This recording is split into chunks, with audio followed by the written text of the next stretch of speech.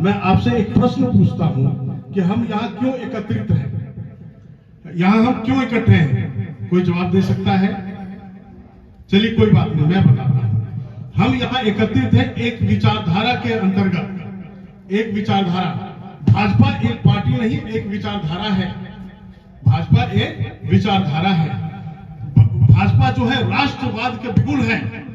भाजपा राष्ट्रवाद का बिगुल है और हिंदुत्व का अक्षुण्ण वृत्ति है, जो हमें क्षय से बचाता है, हमें सुरक्षा कवच देता है।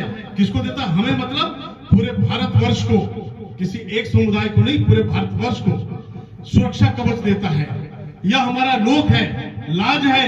सच पूछो तो यह हमारे हिंदुस्तान का ताज है। क्या कहते हैं आप लोग? बहुत बड़ा फर्क है हमारे भाजपा और अन्य पार्टियों में। अगर हम तुलनात्मक दृष्टि से देखें भाजपा और आम आदमी पार्टी में, तो आम आदमी पार्टी बहुत मशहूर है यू टर्न लेने के लिए, अपने बच्चों की कसम खाने के लिए और अपनी बात में अटल ना रहने के लिए, कथनी और करनी में फर्क रखने के लिए।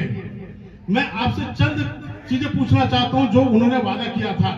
उन्होंने अपने शपथ पत्र में, पहले शपथ पत्र में 7 पॉइंट्स दिए थे कि मैं ये चीजें नहीं करूंगा। उसमें से 3 चीजें मुख्य रूप से मुझे याद है, 4 चीजें याद है, मैं आपसे पूछना चाहता हूं। उन्होंने कहा था कि मैं लाल बत्ती में आजीवन नहीं चढ़ूंगा। क्या वो चढ़े? इसके बाद उन्होंने कहा कि मैं बिल्कुल सुरक्षा नहीं लूंगा। सुरक्षा जो है आम आदमियों के लिए होनी चाहिए, नेताओं के लिए नहीं होनी चाहिए। क्या वो सुरक्षा कवच में नहीं रहते हैं? तीसरा पॉइंट उन्होंने ये कहा था कि मैं बिल्कुल सामान्य नागरिक की तरह रहूंगा, रहन सहन मेरा आम लोगों की तरह होगा। मैं महंगे घर में, भोग विलास में नहीं रहूंगा। क्या आपको लगता है कि शीश महल वो अपने लिए नहीं बनवाया था?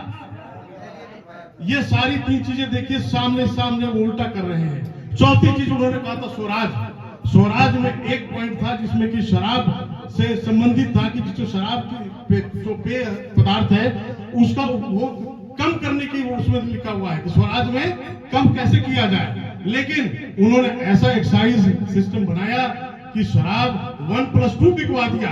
वो तो भला हो विपक्ष का, भाजपा का, कि जिससे कि वो शराब, ये जो नीति थी उनकी एक्साइज नीति थी, जिसमें जो सरकार को 223 रुपए के लगभग प्रॉफिट होती थी, 2 रुपए प्रॉफिट आने लग गई। वो अपने लोगों को प्रॉफिट दिलाने लग गए, वो बंद कराया गया। उसी सिलसिले में शायद उनके ऊपर मुकदमा चल रहा है, इतना तो मैं नहीं बता पाऊंगा, वो अभी बेल पर बाहर है। खैर, और सबसे बड़ी बात 2-4 पॉइंट और बोलना चाहूंगा कि आपको उन्होंने कहा था कि साफ पानी दूंगा। भाई साहब, जब मदन लाल खुराना जी 1993 में आए थे, तब आपको याद होगा कि हम टैप वाटर जब पानी खोलते थे तो पानी पी लेते थे। फिल्टर का कोई कंसेप्ट नहीं था। 2 डंडे वाले फिल्टर बाद में आए। जब शीला दीक्षित जाए तो आरओ का प्रचलन हो गया। बिना आरओ के लोग बीमार हो जाते थे। ये मैं सच बोल रहा हूं या झूठ बोल रहा हूं? इसके बाद उनके केजरीवाल साहब के आने के बाद 11 साल से ऐसा हुआ पानी कि हम आरओ भी रखना बंद कर दी। आरओ खराब हो जा रहा था, आरओ काम करना बंद कर दे रहा था, क्योंकि पानी नहीं, वो तो कचरा था। भाई साहब, कहीं नल खोलो तो एक हमारे बुद्धिजीवी तिवारी जी है, उन्होंने कहा कि हम नल खोलते तो उसमें से कोका कोला निकलता है। निकला है कोका कोला कभी आपके? भाई साहब, मैंने कहा कि इंतजार करो, दारू निकलेगा कुछ देर में। भैया, पानी की तो यह हाल है। उन्होंने कहा कि मैं प्रदूषण रहित दिल्ली दूंगा। क्या प्रदूषण रहित दिल्ली दिया? पंजाब से पराली की समस्या को खत्म कर दूंगा। क्या खत्म किया उन्होंने? जोर से बोलिए। जो भी उन्होंने वादे किए, यमुना प्रदूषित रहित करूंगा, क्या किया उन्होंने? यमुना प्रदूषित रहित नहीं किया।